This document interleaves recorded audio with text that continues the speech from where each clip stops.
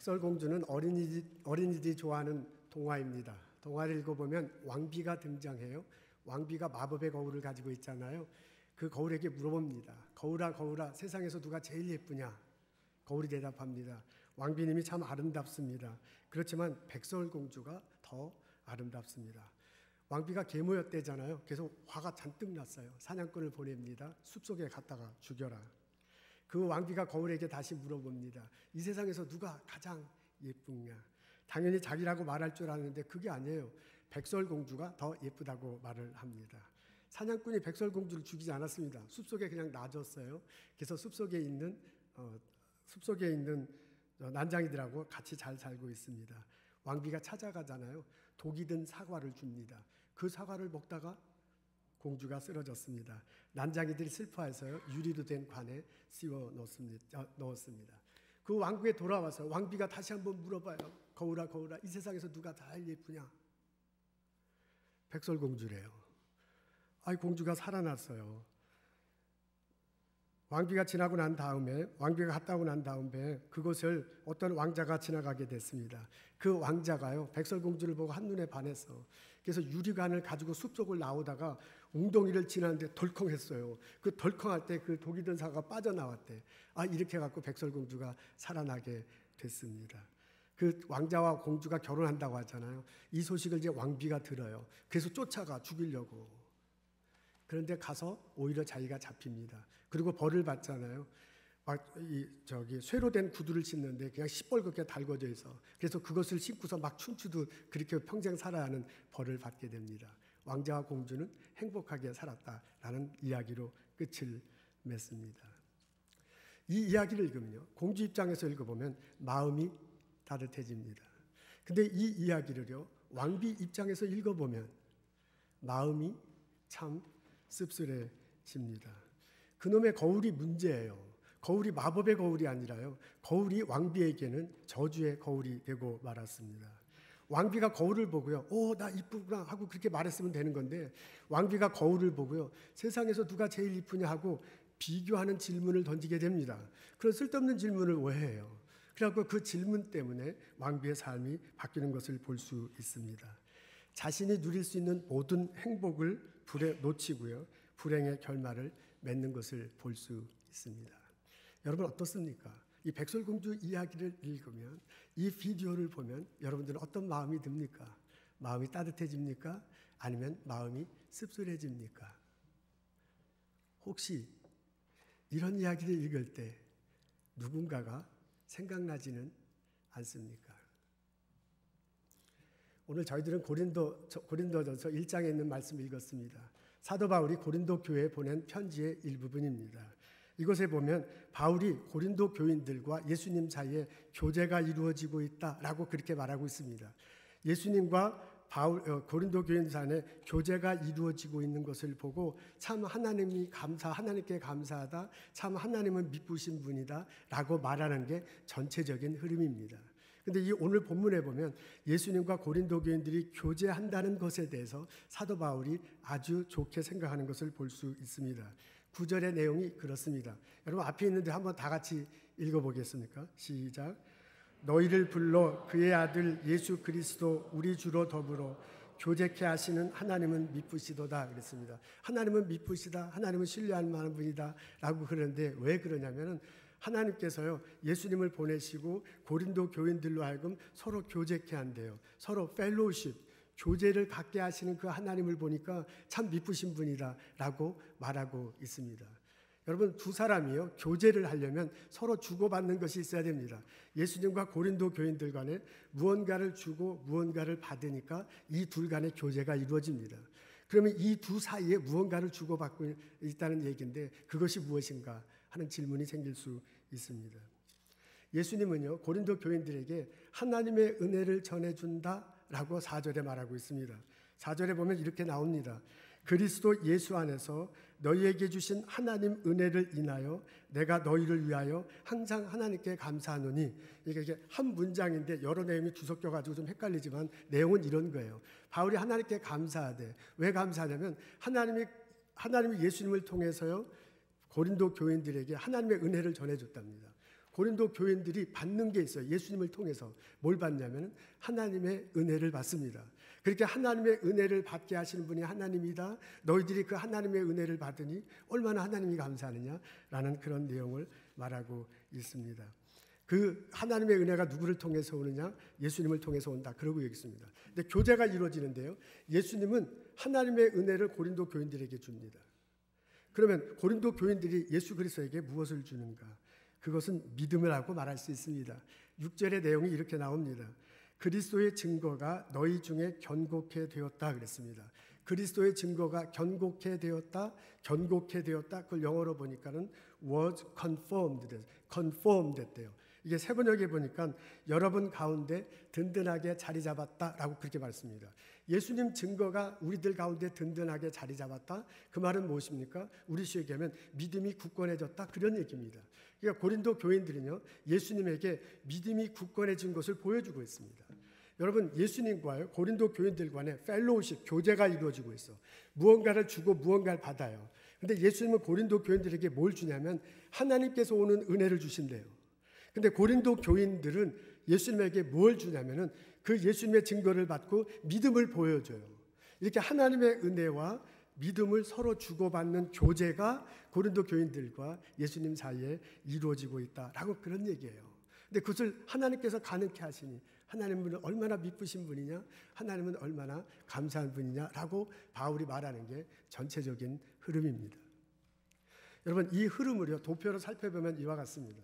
이 앞에 보는 대로 하나님, 이 예수님과 교우들 사이에 교제가 이루어지고 있어. 근데 어떤 교제가 있냐면 이 예수님이요 하나님께서 주시는 은혜를 주고요, 교우들은 믿음을 이렇게 주고 있어.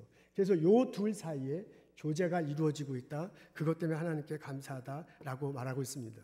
요게 오늘의 본문을 도표해 보면 핵심을 나타나면 이렇게 나타날 수 있습니다.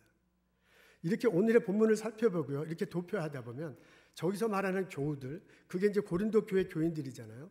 그 고린도 교회 교인들의 우리가 들어갈 수 있다는 것을 우리가 자연스럽게 겹쳐집니다. 오늘의 본문은 바울이 고린도 교인들에게 쓴 거지만은 고린도 교인들 대신에 내가 들어갈 수 있잖아요. 우리들이 들어갈 수 있습니다. 그리고 이 본문을 바라볼 수 있게 됩니다. 그렇다고 보면요, 그 교우들 사이에 우리들을 집어넣고요, 오늘의 도표를 바라보면 예수님과 고린도 교인들 간에 교제가 있어서, 그렇다면 우리도 예수님과 나 사이에, 예수님과 우리들 사이에 교제가, 펠로우십이 있어야 되는구나 라고 자연스럽게 생각이 듭니다. 오늘의 도표를 읽고요, 말씀을 읽어보면 하나님께서 예수님을 통해서 은혜를 내려주셨대. 그 은혜를 내려주신 것 때문에 감사하다라고 지금 바울이 얘기하거든요. 그렇다면 우리가 그 교우들 사이에 나라 우리들을 도입해 본다면 우리들에게도 은혜가 임하는 거야. 우리들에게도 예수님을 통해서 하나님의 은혜가 임하겠구나 라는 그런 믿음의 고백이 생기게 됩니다. 우리가 예수 그리스도 앞에 나가서요, 예수를 믿으면요, 예수님을 통해서 하나님 앞에 나가면 하나님의 은혜가 예수님을 통해서 우리들에게 임하게 될 줄로 믿습니다. 하나님의 은혜를 체험하는 나와 여러분 되시기를 주님의 이름으로 축원합니다. 하나님이 우리들에게 예수님을 통해서 은혜를 내려주시는데 그것이 가장 선명하게 나타나는 것이 구원입니다. 예수님이 우리를 위해서 우리에게 십자가 구원의 사건을 펼쳐준 것 그 속에서 하나님의 은혜가 가장 선명하게 나타납니다. 하나님이 예수님을 이 땅에 보내셨습니다. 그분이 십자가 달리시고 부활하셨습니다. 그리고 하늘에 승천하셨습니다. 우리는 그 사실을 알고요, 그것을 마음으로 믿고요, 입으로 시인할 때 구원을 얻습니다. 내 죄가 용서된다, 내가 의롭게 된다, 내가 천국에 산다, 내게 구원이 있다 라고 그렇게 고백합니다. 그것이 하나님께서 우리에게 주신 은혜입니다. 하나님께서 예수님을 통해서 우리에게 주신 은혜의 핵심이, 그 복음의 핵심이 뭐냐면 내가 예수 그리스도를 통해서 은혜를 받고 예수님을 통해서 구원을 얻었다라는 것입니다. 여러분, 성경에 보면 하나님께서 우리들에게 은혜를 내려주시고 구원을 허락하신 이유가 우리들을 사랑하기 때문이다 라고 그렇게 적혀져 있습니다. 요한복음 1장부터 12절, 에베소서 2장 4절부터 8절에 보면요, 긍휼에 풍성하신 하나님이 우리를 사랑하신 그 큰 사랑을 인하여 허물로 죽은 우리를 그리스도와 함께 살리셨고 너희가 그 은혜를 인하여 믿음으로 말미암아 구원을 얻었나니 그랬습니다.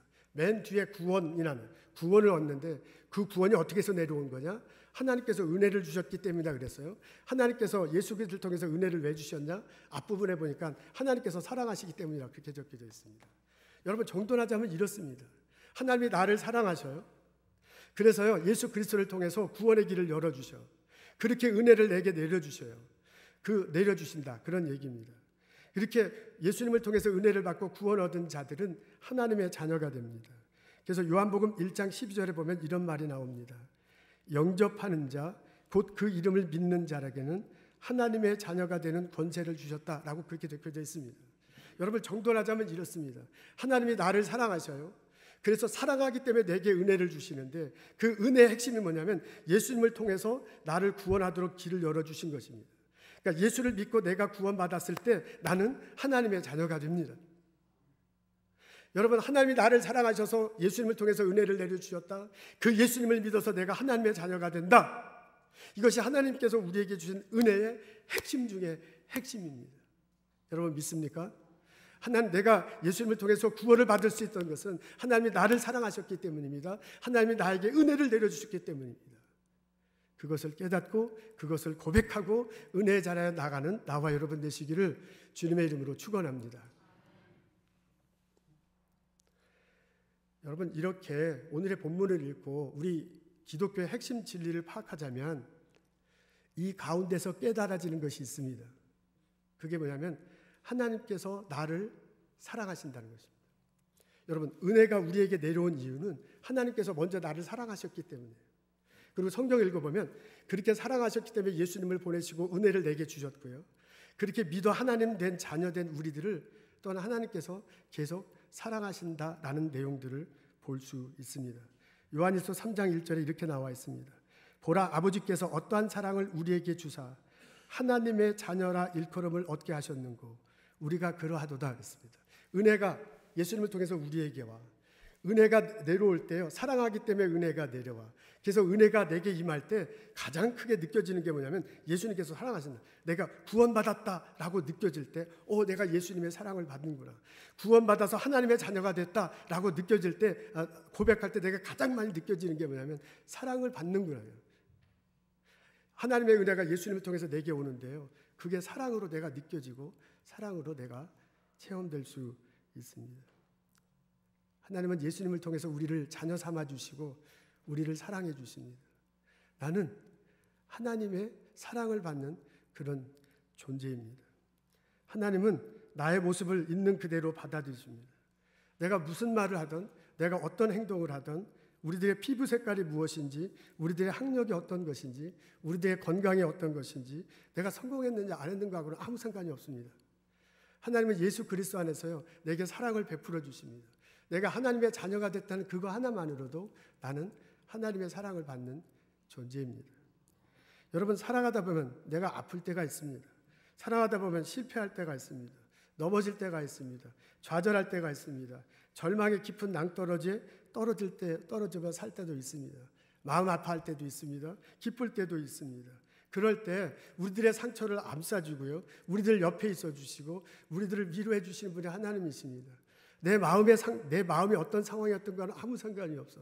내가 지금 어떤 처지에 있는가도 아무 상관이 없어. 내가 예수를 그리스도로 고백할 때 자녀가 됐다는 그거 하나만으로도 하나님께서 우리들을 사랑해 주십니다.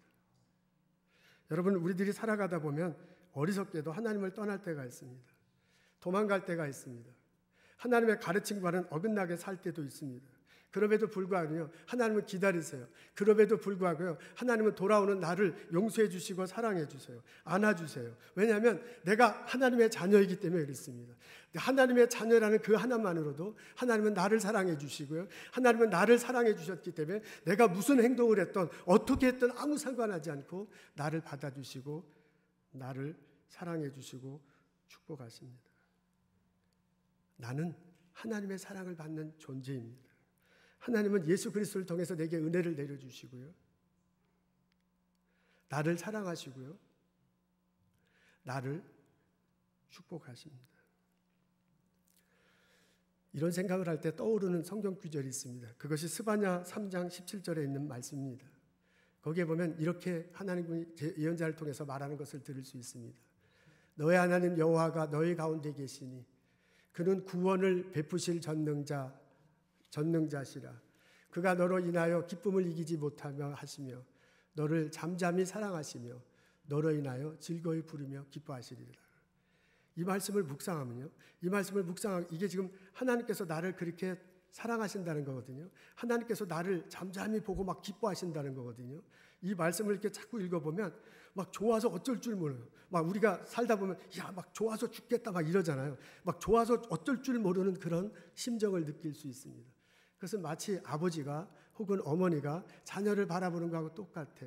여러분, 우리 아기 처음 낳았을 때 얼마나 예뻐요. 얼마나 예뻐요. 막 너무 예뻐서 깨물어주고 싶을 정도잖아요. 그 아이들 태어나서 빵꾸 두들 때 막 내가 그냥 좋아서 어쩔 줄 몰라. 막 죽을 것 같이 그렇게 좋잖아요. 그런 생각이 들 정도로 이 아기에 대한 애정과 사랑이 막 깊어져요. 아까 그 본문도 읽어보면 하나님께서 나를 바라보는 것 때문에 잠잠히 기뻐져. 근데 막 기쁜 게 어쩔 줄 모를 정도로 막 이렇게 기쁘다라고 그렇게 말하는 소리를 들을 수 있습니다. 나는 하나님으로부터 그렇게 사랑받는 존재입니다. 여러분들은 하나님으로부터 그렇게 사랑받는 존재입니다. 한 사람 한 사람을 하나님께서 그렇게 사랑해 주십니다. 여러분, 앞에 동영상이 나오는데 한번 동영상을 보도록 하겠습니다.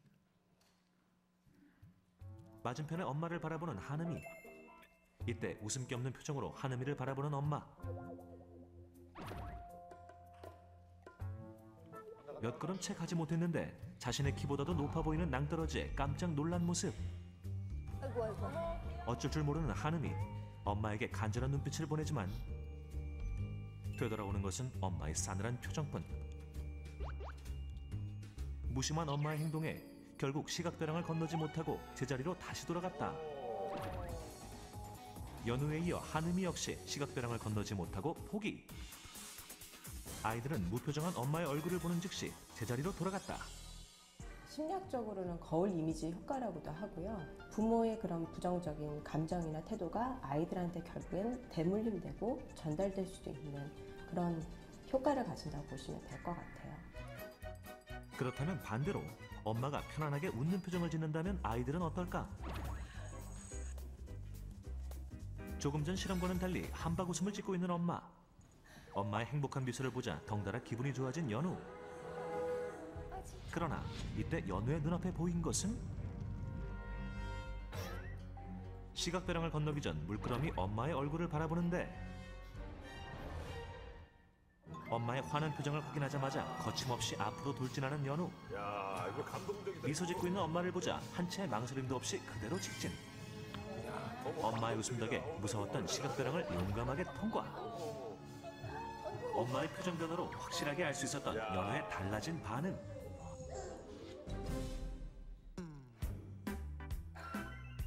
이번엔 한음이의 차례. 엄마가 행복하고 밝은 목소리로 자신의 이름을 불러주자 한결 편안해 보이는 한음이의 표정.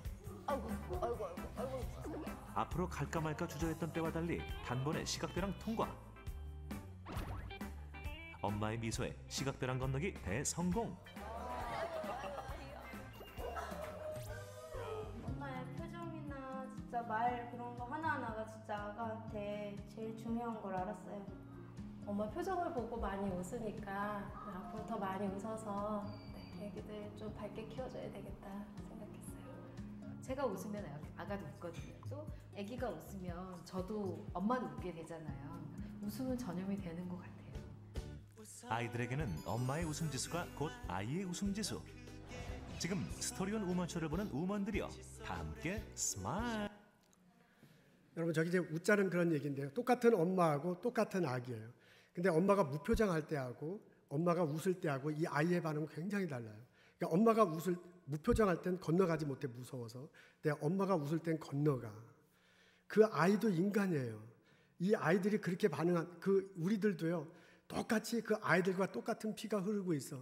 아이들과 똑같은 본능이 우리들에게도 있어요. 우리는 성인이 됐지만은 누군가 나를 보아주고 누군가 나를 쳐다봐주고 내게 기쁨을 주고 격려한다는 것을 느끼고 알 때하고 그렇지 못할 때하고는 엄청나게 달라집니다. 여러분, 내가 하나님을 믿는다. 예수 그리스도 앞에 이렇게 나갔을 때 하나님께서 나에게 은혜를 주신다. 하나님께서 내게 사랑을 주신다. 나를 바라보고 계신다. 그냥 어쩔 줄 좋아서 어쩔 줄 모르는 데서 나를 받아주신다라고 고백하고 내가 인생을 사는 것과 그런 것에 대한 아무런 고백 없이 인생을 사는 것과는 엄청난 차이가 있을 수밖에 없습니다. 나의 감정에도 차이가 있을 수 있고요. 나의 삶의 태도에도 차이가 있을 수 있고요. 내 삶 속에서도 엄청난 차이가 있을 수 있습니다. 오늘 성경에 보면, 우리 성경에 보면 뭐라 하냐면 잠잠히 너를 사랑한대. 하나님께서 예수를 통해서 우리에게 은혜를 주신대. 하나님께서 예수님을 통해서 우리에게 사랑을 주신다라고 그렇게 말하고 있습니다. 아, 하나님이 예수님을 통해서 내게 은혜를 주시는구나. 하나님이 나를 사랑하시는구나. 하나님이 나를 잠잠히 보시는구나. 하나님이 내 삶 속에 오셔서 내 부족함을 채워주고요. 나를 하여금 넉넉하게 살게 하고요. 나를 이렇게 풍족하게 하시는구나 라고 고백하고요. 그 예수님을 더불어서 그 하나님과 더불어서 살아가는 나와 여러분 되시기를 주님의 이름으로 축원합니다. 근데 우리들이 인간인지라 삶에 그런지 모르지만, 삶에 허덕여서 그런지 모르지만은 우리가 교회에 와서도 하나님의 음성을 듣고도요, 하나님 앞에 나아가서 하나님이 예수님을 통해서 나에게 은혜 주신다는 것을 잊어버릴 때가 참 많습니다. 내가 하나님의 사랑받는 존재라는 것을 잊어버리고 행동할 때가 참 많습니다. 내가 예수님 믿는다고 하면서요, 예수님 통해서 하나님의 은혜가 오시는구나, 예수님을 통해서 하나님 사랑을 받고 넉넉해지는구나라는 것을 고백하지 못하고 살아갈 때가 참 많습니다. 그래서 자신감을 잃어버립니다. 종종 부정적인 생각을 가질 때가 있습니다. 나는 아무리 공부해도 안 된다. 나는 아무리 연구해도 연구 실적이 이 정도밖에 안 된다. 이런 생각이에요. 나는 하자는 존재다라고 생각합니다. 나는 부족한 사람입니다. 나는 맨날 연애할 때 채였어. 그래서 저 남자도 언젠가 나를 싫어할 거야. 아니면 저 여자도 언젠가 나를 떠날 거야. 라는 그런 생각을 자기도 모르게 갖는 것을 볼 수 있습니다. 나한테 승진은 뭘까? 나는 이 구멍가게에 더 이상 벗어날 수 없어. 이런 생각을 나도 모르게 하는 것을 볼 수 있습니다. 졸업해도 갈 데가 없어. 지금 이래도 저래도 안 되는 게 내 모양, 내 한계구나 라면서 살아가는 모습을 볼 수 있습니다. 여러분, 우리가 예수를 믿으면서도요, 이렇게 부족한 자존감을 살아가는 것은요, 이렇게 부정적인 생각을 갖고 있는 것은요, 내가 예수님을 믿는다고 하면서도 진실로 예수를 통해서 오는 하나님의 사랑, 하나님의 은혜를 고백하고 누리면서 풍족하고 살지를 못하기 때문에 그렇습니다. 그것은 마치 뒤틀린 거울 앞에 서 있는 것과 비슷합니다. 뒤틀린 거울 앞에 서 있으면서 저것이 내 모습이다라고 그렇게 생각해요. 여러분, 어린이들하고 공원에 가거나 혹은 과학관 이런 데 가보면 거울 있는 거 보셨죠? 이렇게 볼록 튀어나오는 거, 우묵 들어가고 이렇게 볼록 튀어나오게 만든 거. 제 아들이 어렸을 때 그 거울을 굉장히 좋아했어요. 그래서 그 거울 앞에 가면 내가 키가 커 보이고요. 또 옆으로 가면 조그매 보고요. 그 옆으로 가면 막 뚱뚱해 보이고 이제 그런 겁니다. 여러분들도 생각나실 것입니다. 저렇게 생긴 거울 있습니다. 근데 내가 그 앞에 가서요, 거울의 모습이 길쭉하게 생겼어도 내가 길쭉한 게 아니거든요. 나는 내 모습은 그대로 있어. 거울 앞에 섰을 때 막 왕창 뚱뚱해 보여도 그것은 내 모습이 아니에요. 내 모습은 그대로 있습니다. 근데 우리들이 살아가면서 나도 모르게 내가 만든 거울이 있어. 내가 생각하는 내 모습이 있어. 그래가지고요, 나는 뚱뚱하다 자꾸 그렇게 생각해. 그 사람 전혀 보기 좋은데 왜 그런지 모르겠습니다. 나는 키가 작아. 왜 키가 작아요? 그 사람은 대한민국 표준형으로 아주 좋은데.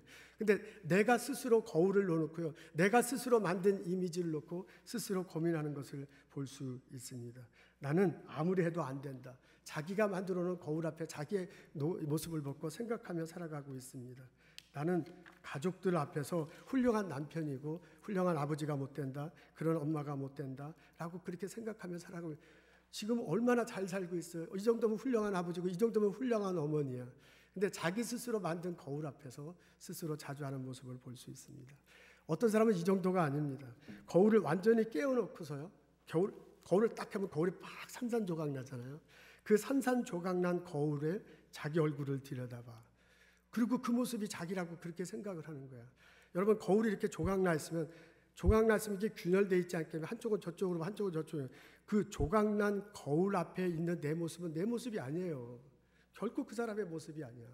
근데 자기 스스로 거울을 깨놓고요, 그 깨진 거울 앞에 자기를 비추고요, 이게 내 모습이라고 생각해. 그리고 자기를 학대해. 그리고 자기를 비관해. 그렇게 자기를 힘들어해. 그러면서 살아가는 사람들을 간혹 볼 수 있습니다. 여러분 이것은 부정적인 생각입니다.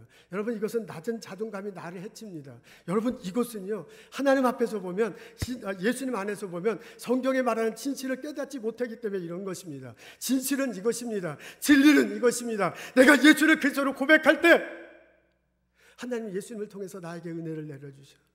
하나님 예수님을 통해서 나를 사랑해 주셔. 그래서 나의 부족함을 덮어주고요. 나의 부족함을 채워주고요. 나로 하여금 풍성하게, 나로 하여금 넉넉하게, 나로 하여금 행복하게 이 세상을 살아가게 만들어 주십니다.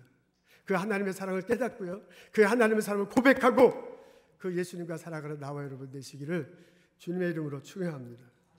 여러분 내가 이런 고백을 가지고 산다면, 내가 이런 생각을 가지고 산다면 나의 삶은 훨씬 더 밝아질 것입니다. 나 혼자 사는 게 아니라 내 안에 계신 성령님이, 예수님이 은혜를 내려주시면서 나와 함께 살아. 그래서 내가 세탁소에 나갔을 때 있잖아요. 나 혼자 그 세탁소에 혼자 일하고 완전히 서 있는 게 아니에요. 예수님이 성령의 모습으로 나와 함께 하셔. 그 예수님이 내게 사랑을 베풀어 주세요. 그 예수님이 내게 은혜를 베풀어 주세요. 여러분 내가 연구소에 있을 때, 내가 학생들 앞에 있을 때, 내가 학생으로서 공부할 때 나 혼자 그 자리에 있는 게 아니라 예수님이 성령의 모습으로 나와 함께 하셔요. 나의 부족함을 채워주셔. 나로 하여금 넉넉하게 하셔. 나로 하여금 풍족한 삶을 살도록 하십니다. 그런 고백을 하고 내가 그 자리에 서서 나의 삶을 살아갈 필요가 있습니다. 그렇게 될 때 나의 삶의 자리에서 좀 더 신나는 일이 벌어질 것입니다. 그렇게 될 때 내가 만나는 사람들과의 관계 속에서 하나님과 예수님과의 펠로우십이 이루어지기 때문에 내가 만나는 사람들과의 관계 속에서도 놀라운 교제와 친교가 있게 되리라고 믿습니다. 여러분 바울은 그것을 알았습니다. 그래서 5절에 보면 이렇게 얘기해. 이는 너희가 그의 안에서 모든 일 곧 구변과 모든 지식에 풍족하다 그랬습니다. 그의 안에서, 예수님 안에서 풍족해진대. 뭐가 풍족해지면 지식이 풍족해질 거래. 그러면서 뭐라면 구변, 스피킹, 말하는 게 풍족해질 거래요. 그 앞에는 모든 일을 하래요. 예수님 안에서 모든 일이 풍족하게 될 것이다 라고 그렇게 말해주고 있습니다. 바울이 이것이 보였습니다. 그래서요 고린도 교인들에서 편지를 쓸 때 하나님의 말씀을 듣고 생각할 때 하나님께서 예수님 통해서 은혜를 주심으로 그들이 풍족해지는 것, 그들이 구변에 넉넉해지고요, 그들이 모든 일에 풍족해지는 그 삶 속에서 나타나는 것들이 보였어. 그래서 그것 때문에 하나님께 감사하다고 그렇게 말한 것입니다. 여러분 고린도 교인들에게 주신 이 은혜가 나의 은혜가 될 줄로 믿습니다. 고린도 교인들에게 이 사랑이 곧 우리들의 사랑이 될 줄로 믿습니다. 그것을 고백하고 그것을 믿고 살아가는 나와 여러분 되시기를 주님의 이름으로 축원합니다. 그렇다면 여러분 제가 하나 제안을 하도록 하겠습니다. 우리들이요, 나는 나 혼자 살아가는 사람이 아닙니다. 나는 하나님께서 성령님을 통해서, 예수님을 통해서 나를 사랑해 주는 사람이야. 그래서 아침마다 일어날 때, 우리 아침마다 일어날 때 이빨 닦잖아요. 세수하잖아요. 그리고 거울을 보잖아요. 그 거울을 볼 때 이렇게 얘기해야 돼. 하나님, 나를 사랑해 주셔서 참 감사합니다. 아침마다요, 딱 이렇게 거울을 보고 하나님 오늘도 은혜를 내려주실 줄로 믿고 감사합니다. 여러분 아침마다 뭐라 하냐면 내 얼굴을 보고 거울에 비춰 하나님 이렇게 잘생긴 얼굴을 주시니 얼마나 감사합니까? 하나님 감사합니다. 이렇게 하면 참 좋겠습니다. 그럼 하나님께서 축복하실 줄로 믿습니다. 우리 장로님 아멘도 나는데 연습 한번 해야 돼요. 연습. 이런 건 연습을 하겠습니다. 하나님 따라서 하시죠. 하나님 저를 사랑해 주셔서 감사합니다. 하나님 오늘도 은혜를 듬뿍 주실 줄로 믿고 감사합니다. 하나님 이렇게 잘생긴 얼굴 주셔서 감사합니다. 하나님 축복이 함께 하실 줄로 믿습니다.